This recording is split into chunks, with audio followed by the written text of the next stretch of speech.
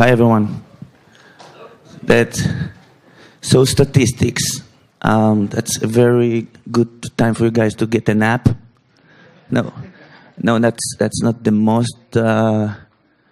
most interesting part, but we'll make it interesting, I hope. And excuse me also for my voice a little bit. I think I'm getting a cold, so I'm getting a little bit of a sexy kind of. Yeah. So that's not my whatever. So I'm going to talk about threat intelligence. I just told the organizers. First of all, I'm very impressed with this B-side. I've been in other B-sides, but also the order of the talks makes a lot of sense because Keith here just talked earlier about risk from an impact perspective, and I'm going to talk on the threat perspective. And if you look at the risk in total, it's probably made out of this. Risk made out of threat and also vulnerabilities, which obviously we all aware of.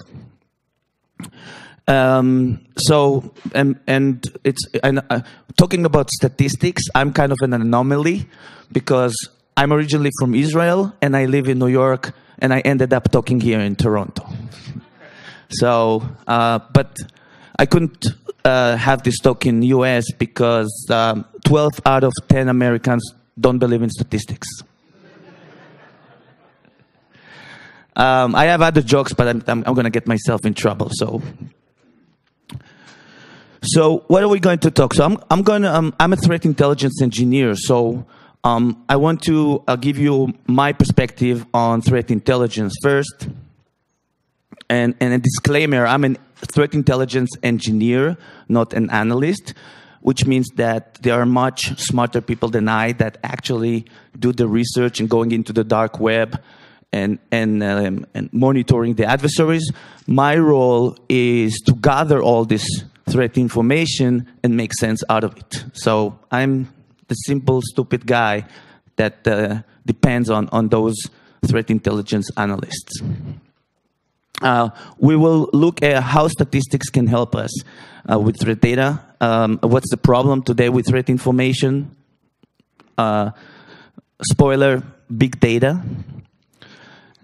And finally, I'll give some example of scoring. Again, the threat part of the scoring. So like I mentioned, I'm originally from Israel. Anyone from Israel? Wow. Shalom. And I started my career actually in the Israeli army in the intelligence corps. So I'm very familiar with intelligence, physical intelligence. I moved here to the US 15 years ago and worked for user behavior analytics, security networks, and obviously threat intelligence platform. So just to get you guys know, who knows by a raise of a hand what IOCs are? Okay, what is it? Indicators of compromise, correct. Couple more questions. What's the second phase of the kill chain? By raise of a hand? You allowed? It's actually weaponization. So delivery is after, is the third one. Happens. And what's TTP stands for? Anyone? Yes? Number 3, tactic, techniques, and procedures. Okay, so let's go over a little bit those terms.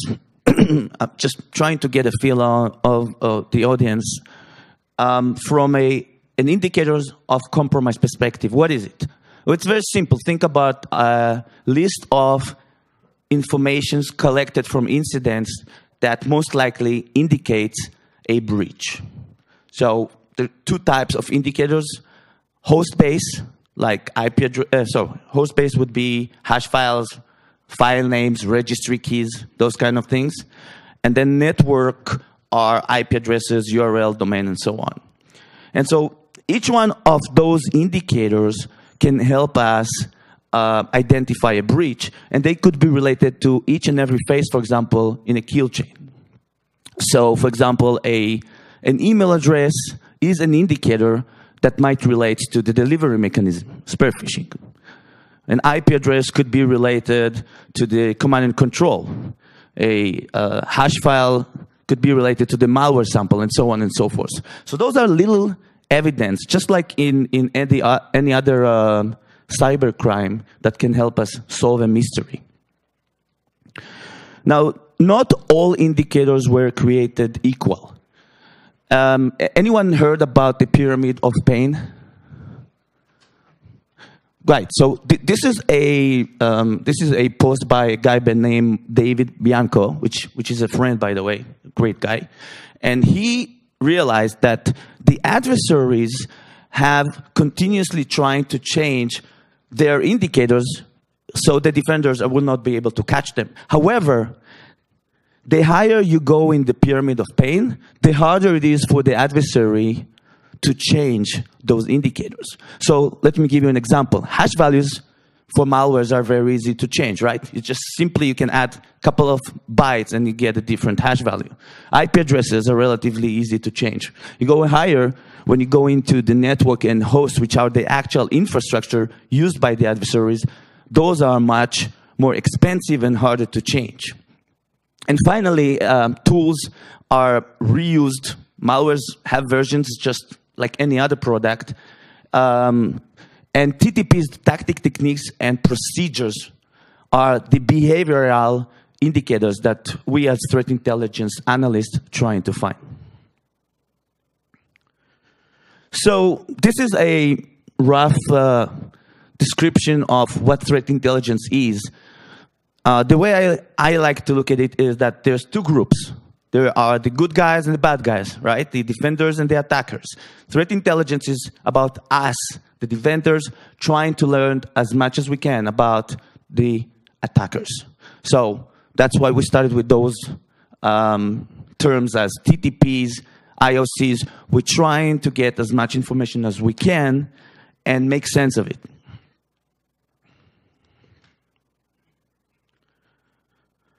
So this is a known problem. Threat information is not necessarily threat intel. So threat information is everything that you get today, specifically from open sources, is very raw. IP addresses with no association, you don't get any context around them. This is not intelligence. There's no really anything practical you can do with them. And you cannot just send them into a firewall and use them to block them. On the other hand, a threat intel is when you get the context. You understand where is it coming from, how is it being used, and what can I do with it.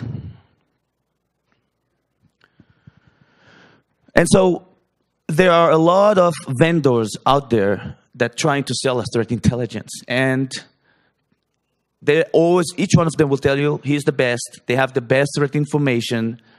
And the funny part is, they're all selling you different things. Each one is telling you that this is the most important threat information, but if you compare them, you'll see that they're all different. Also using a lot of different terminologies. And so the problem, the main challenge is, and yeah, I decided to go with old movies photos. Don't ask me why. No reason at all. But I do like this airplanes that you're trying to fight.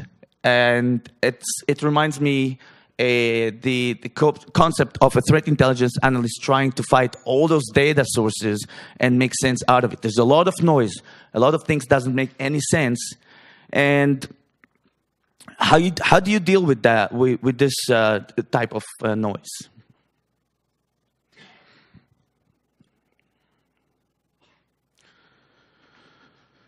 So here's an example of 4 different sources coming in into a specific company. The names are not really matter here, but what you can see is the amount of indicators that each source is adding or removing with time. So the blue here means that there was a information that was added, and the oranges was added. So, for example, if you can see here the top left chart, you can see that there are a lot of spikes. So what happened is a lot of the search teams are starting to look for information, gathering it, making a report out of it, and sending it to you, but it's not on a timely manner. So theoretically, adversaries keep on working, keep on attacking, should be some kind of a constant flow and not something that looks like that with a peak. You know, WannaCry might generate a peak, but generally speaking, that shouldn't be the flow of threat information. On the other hand, you can see here in a specific, on the top right, a specific chart that shows a threat intelligence source that never retires their indicators. They keep on adding to the list. The list keeps on adding. And by nature, threat intelligence indicators have a life cycle. At some point, they're going to be not relevant anymore. Here's an example, might be a better example, where the amount of retired and added indicators are the same. So that's one problem that we're trying to solve. Here's the second problem. So like I mentioned earlier, a lot of threat intelligence sources, if I put them against themselves, you can see here in the middle, the diagonal line is dark, which means that there's a 100% overlap between those indicators. Obviously, you compare it to themselves. But if you look at each one compares to the other, there's a lot of white or light areas there. What that means, what I'm trying to say here is every threat intelligence source giving us different type of information. So how do we know which one is the right one, right? And lastly, the problem is with terminology. There's no specific terms that are dominating the market today. There is an effort, an open source effort from Oasis CTI group, which called Sticks and Taxi. And Sticks and Taxi is trying to do exactly that. They're trying to get a standard of terms and relationship between threat intelligence objects. So when you describe it, either from machine to human or from machine to machine, it's all in the same language. Because what you see here is we cannot really normalize the data. We're getting different terms from different sources, and we cannot cross-correlate it because each one is calling the same thing in a different name, right? So that's a real challenge with the threat intelligence. Okay, so now we're going to the boring thing, right? Statistics. Everyone is asleep already? So how statistics can help us? So basically statistics has two branches, right? There's the descriptive statistics and the inferential statistics. One of the things statistics can help us is just by helping us or visualize the data. If you look at the threat intelligence feed, it's pretty boring and honestly unreadable. You cannot really get anything out of it. So the first thing is, making it more visualized, or make it visualize. The other part of it, which is the more interesting, is trying to make sense of it and potentially even predict behavior and associate attributes to specific adversary. We're trying to find a mystery. We're trying to find out from that specific site who could be the suspect that eventually committed the crime. All right, so unfortunately, I need to get you back into Statistics 101, and we'll try to do that fast. So there's an interesting term that crosses both the statistics and threat intelligence domains, which is confidence, right?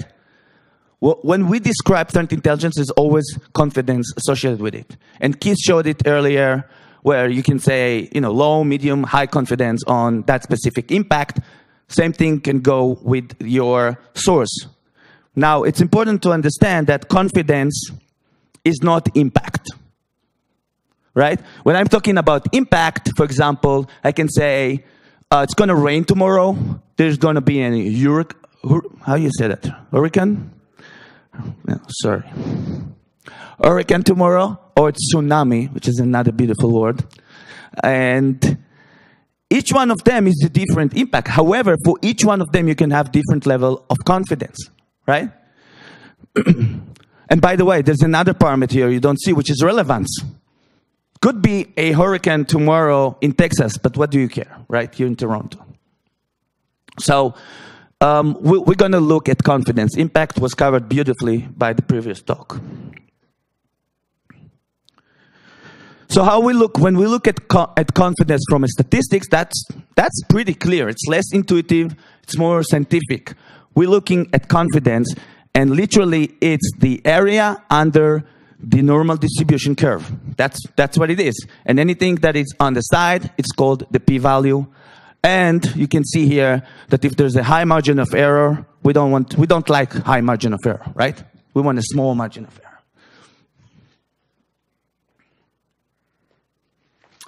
Okay, so we know what confidence is in statistics. How we can apply it into threat intelligence. So the main things that we want to calculate when we're looking at threat intelligence with regards to confidence will be, what is our confidence in the source?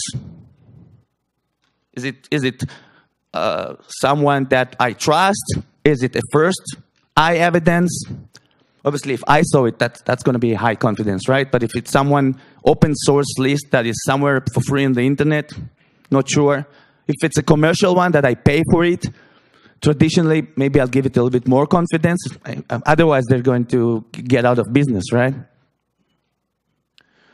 And the links between the object also should have a confidence, right? Let's think about an adversary.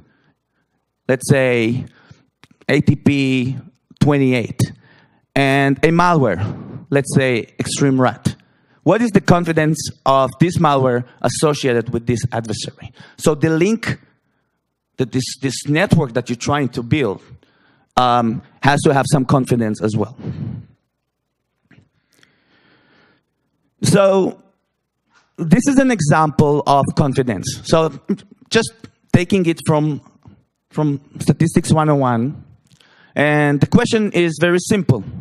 Let's say I have a file, right? A malicious file, and I'm running this on VirusTotal, and VirusTotal runs this file against 20 different antivirus machines. Each one of them is independent, and the results I'm getting is 14 out of 20 of the engines are telling me that it's malware. The rest are telling me it's not malware. And the question is, what is the confidence that I have of this being a malware? So I'm not going to get into... By the way, is there any mathematicians here? By a raise of a hand? Okay. So I'm not a mathematician. Not even close. So not going to explain everything here. I'm just going to make some points. And the idea here is the confidence cannot just go by itself. It has to go with the margin of error.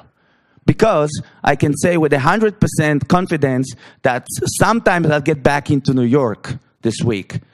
But if I want to be more specific, then my confidence is going to go down. So confidence and margin of error has some kind of relation.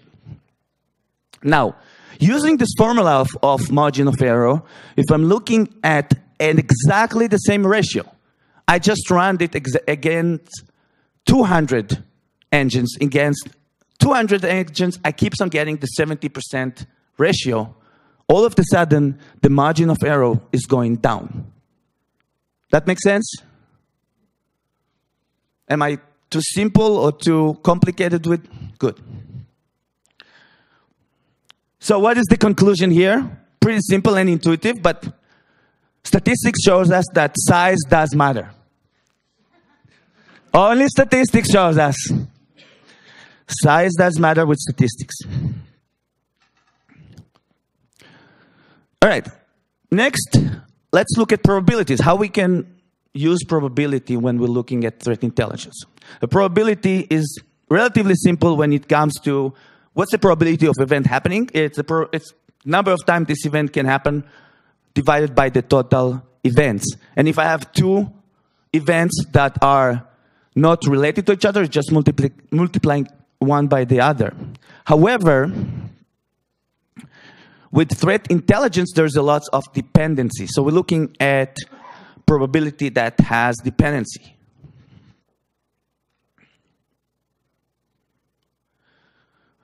So this is the formula for probability with dependency. Anyone have seen this before?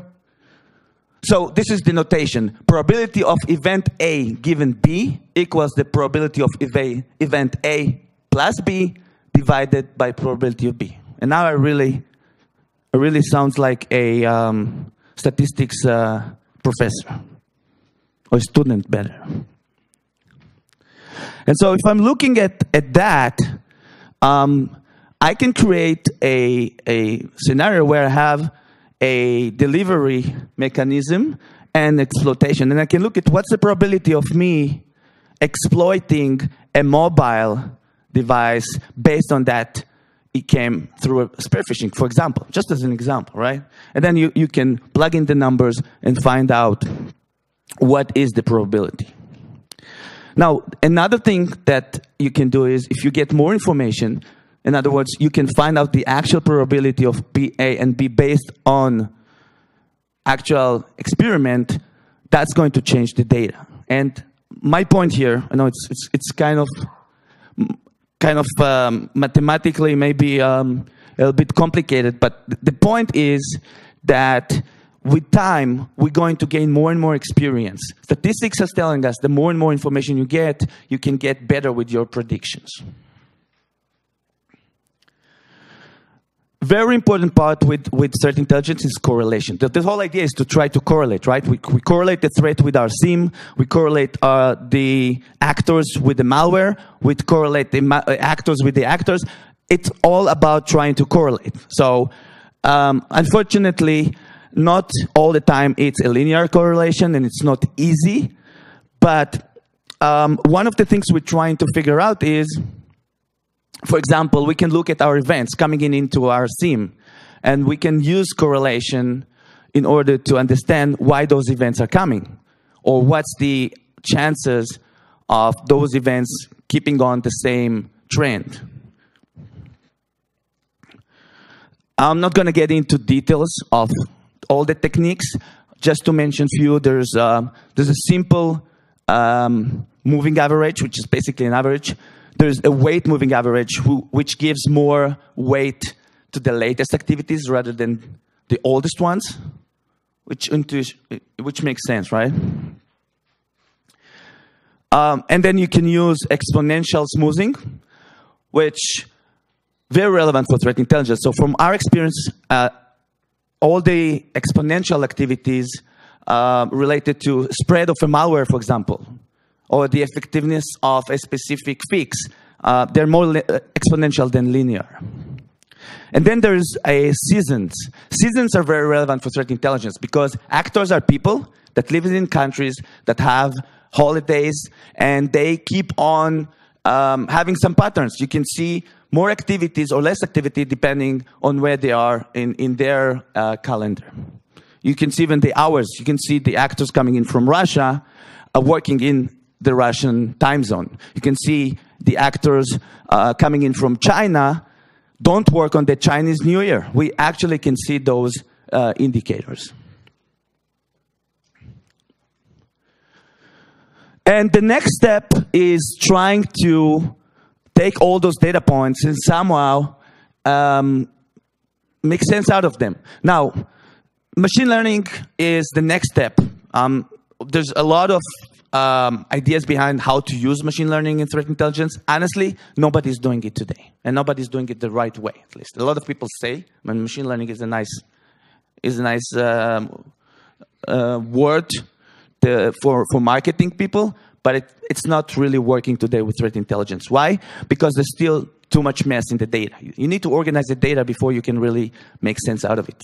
And to organize it, I suggest classification. So machine learning has a supervised and unsupervised. We're far from unsupervised learning with machine learning.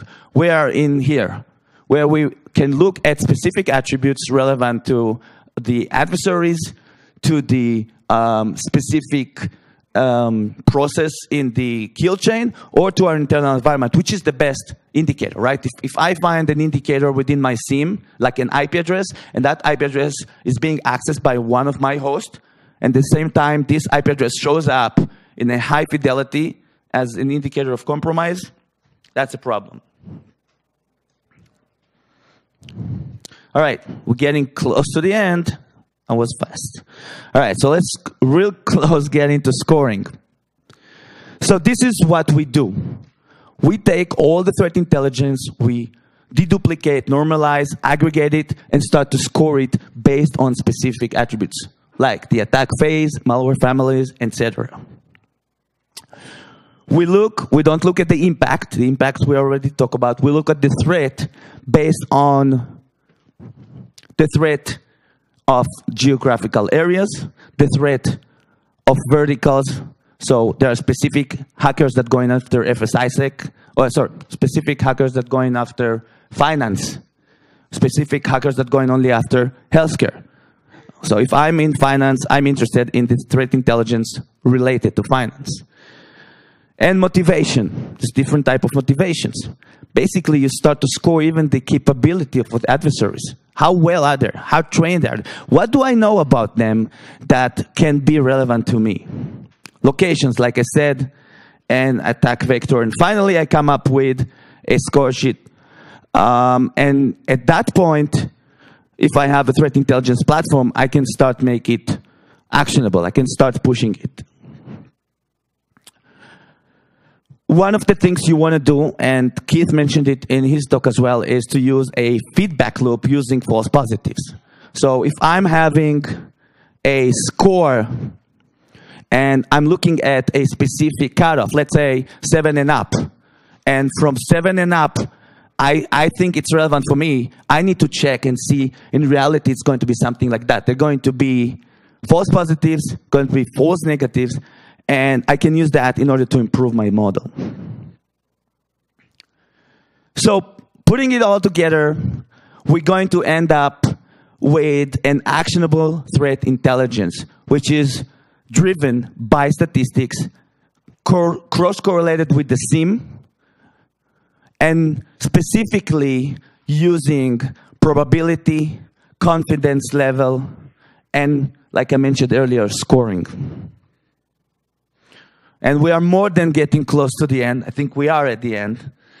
So those are just a couple of bullet points to how do we start. It's starting to be very relevant for threat intelligence teams to have a data scientist with the team in order to help cut through the noise and make sense out of the data. You still need to use your threat intelligence skills because you, using your intuition, will be able to identify what is important and what is not. And finally, the sleeper must awaken. Anyone knows where is this from? Dune. So I like this. This is kind of a side of my talk. This is more of as a security professional industry trying to keep on get better. That's why I like those BSides meetings when we all sit together and think how we can make it better. Because the adversaries are doing the same thing. They keep on changing their TTPs. We should do the same thing. So I thank you for your time. Have a great day.